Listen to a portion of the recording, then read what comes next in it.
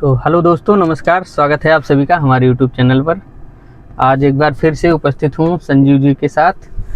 कुछ चर्चाएं होंगी ग्रामीण परिवेश पर। ये थोड़ा सनरूफ बंद कर लेते हैं।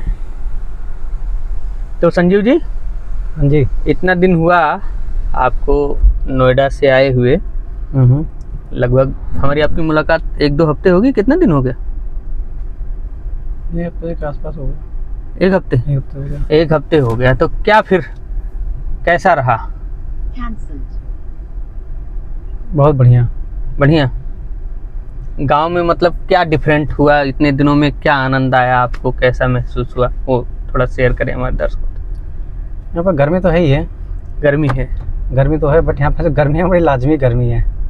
ओह, ज़्यादा है गर्मी? चिलचिलाती धूप।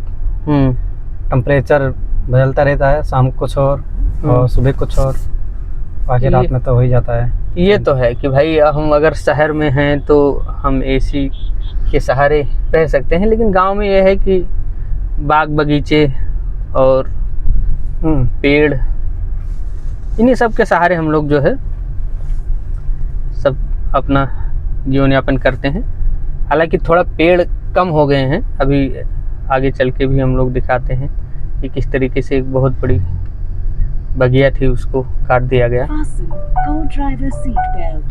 तो सीट बेल्ट लगा लेते हैं हम लोग। सीट बेल्ट लगा लो संजीव जी।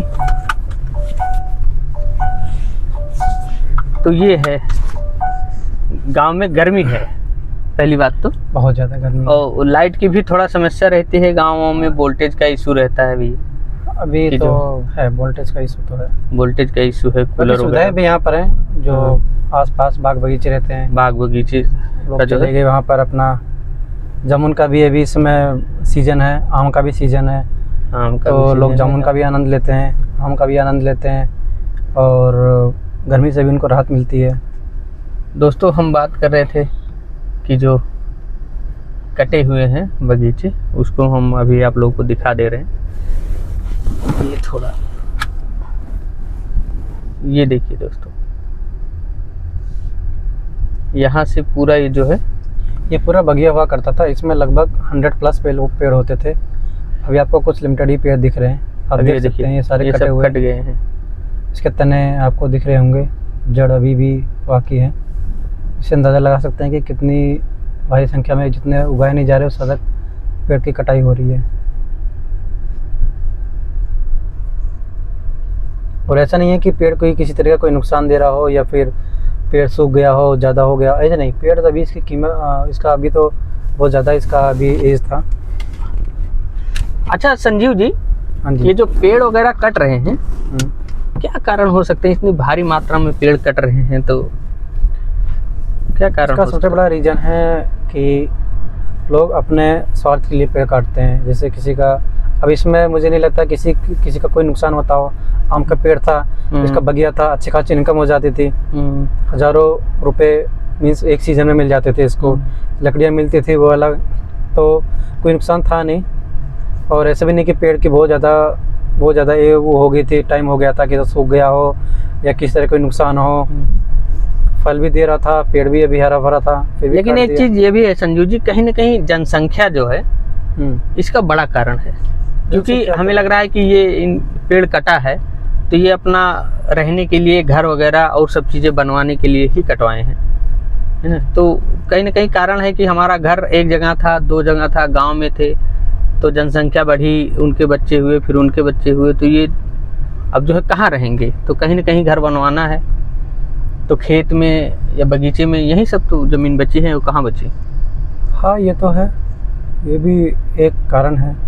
सबसे बड़ा मेजर पॉइंट तो ये भी है कि लोग खेतों में, तालाबों में, तालाब भी गांव में पहले इतने तालाब हुआ करते थे, और उसकी पटाई कर दे रहे हैं लोग। सब पटाई करके सब खत्म, घर बनवा दे रहे हैं उस पर पटाई करके, सब खत्म हो। तालाब वगैरह पहले हार्वेस्टिंग का काम करता था दोस्तों, गांव देहात में जो है वाटर लेवल बना रहता था इससे।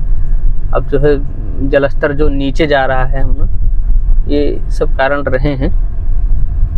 बाकी अच्छी चीज़ें संजीव जी बताइए, ग्रामीण परिवेश का जो अच्छा है क्या है?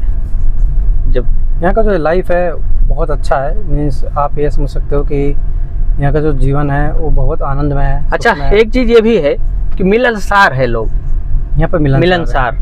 अच्छा, यही लोग जो है जाके शहर में बस जाते हैं तो एक दूसरे से मतलब नहीं रहते। क्या शहर में क्या कहीं बाहर से लोग थोड़ी आए हैं, हम ही लोग हैं। लेकिन अब जो है जैसे गांव में हैं हम लोग, यहाँ पर लोगों तो के एक पास, दूसरे से, हाँ यहाँ पर क्या है जैसे गांव में, शहर में है कि लोगों को इतना टाइम ही नहीं है वहाँ पर टाइम दूसरे नहीं का हो मिलने पाता, का। समय का सुबह अभाव गए हो शाम जाता को आए, शाम को गए सुबह आए, कोई किस टाइम जा रहा है, कोई किसी का कोई पंक्चुअल टाइम है ही नहीं। है ही नहीं।